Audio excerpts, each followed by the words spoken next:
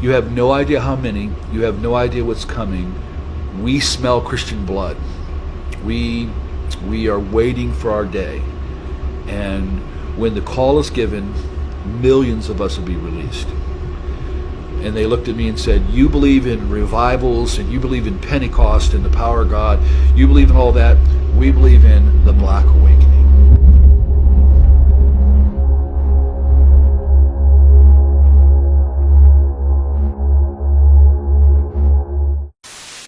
So I look at you or I look here? It's up to you. Okay. So, all right. What is the Black Awakening?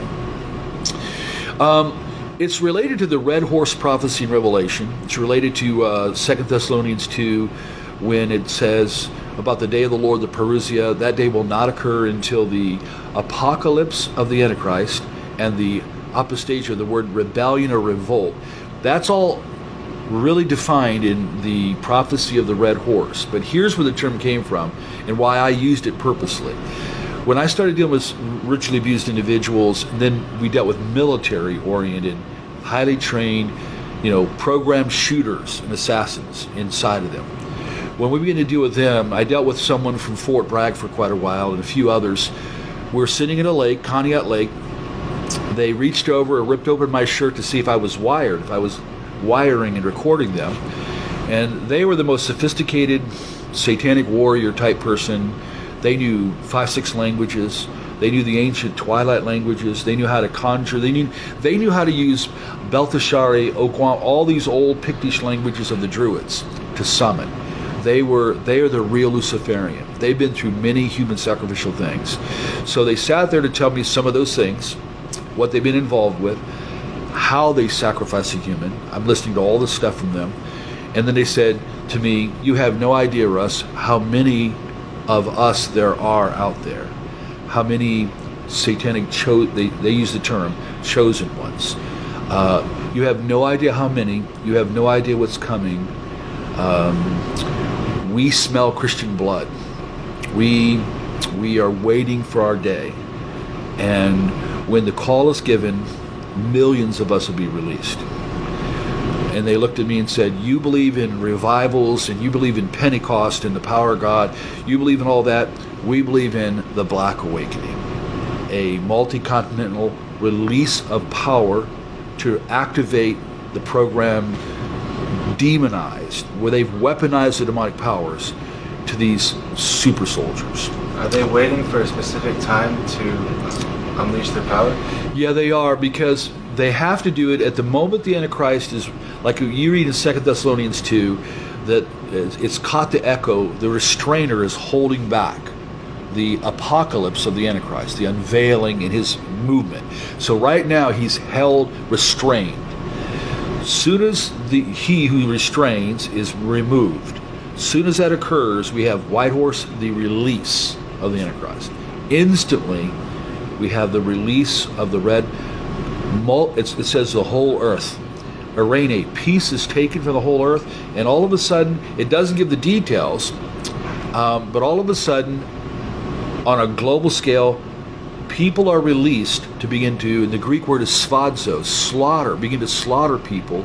It's used of animal ritual butchery to begin to slaughter individuals. That's exactly how they defined it to me back in the 90s. And we've heard this again and again and again.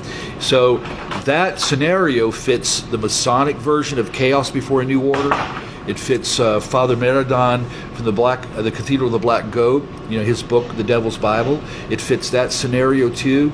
So some of the oldest, darkest occultists, the idea of chaos first, a collapsing of everything so that a new order can rise, that's all by design. And we've been given the heads up in prophecy, but all prophecy has boots on the ground. It'll all eventually happen.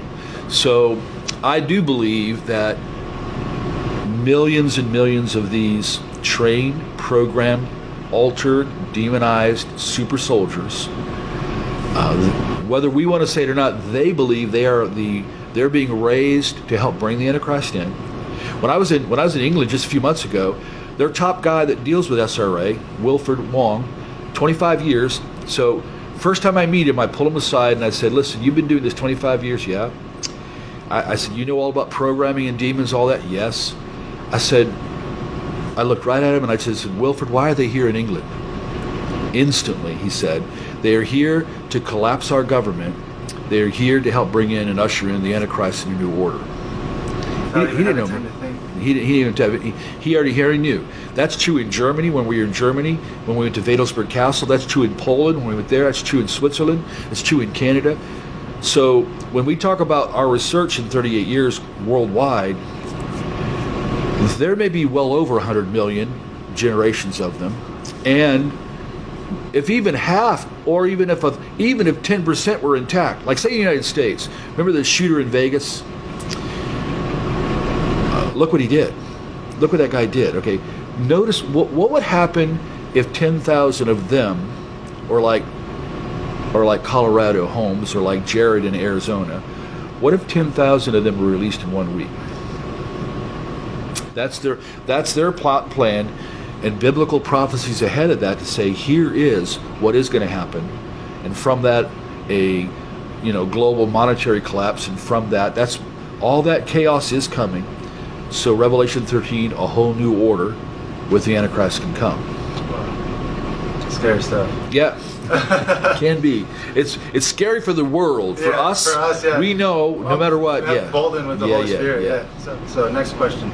This is a two-part question. First part: does SRA exist, and if so, how prevalent is it in society today? Yeah, satanic ritual abuse, and I could say it this way: it not only exists. Satanic ritual abuse is inseparably connected to multiple personality disorder.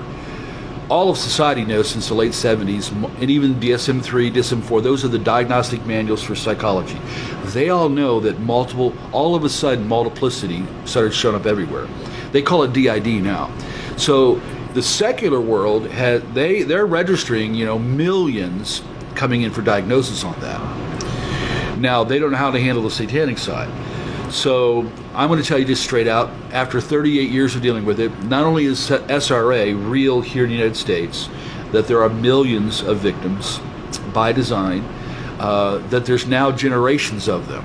We deal with 65 and 70-year-olds. They're the first generation.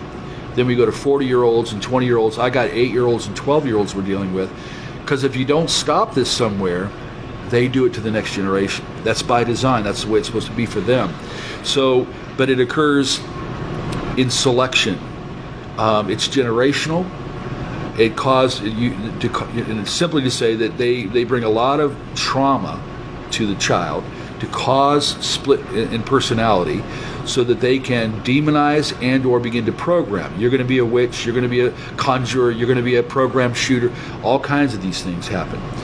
And then they're raised in that system, and they're raised to keep all of that hidden down and just have kind of little Joey up or little Sally up, and they may not know until they're 15, 16, they may not know what's inside them till later on.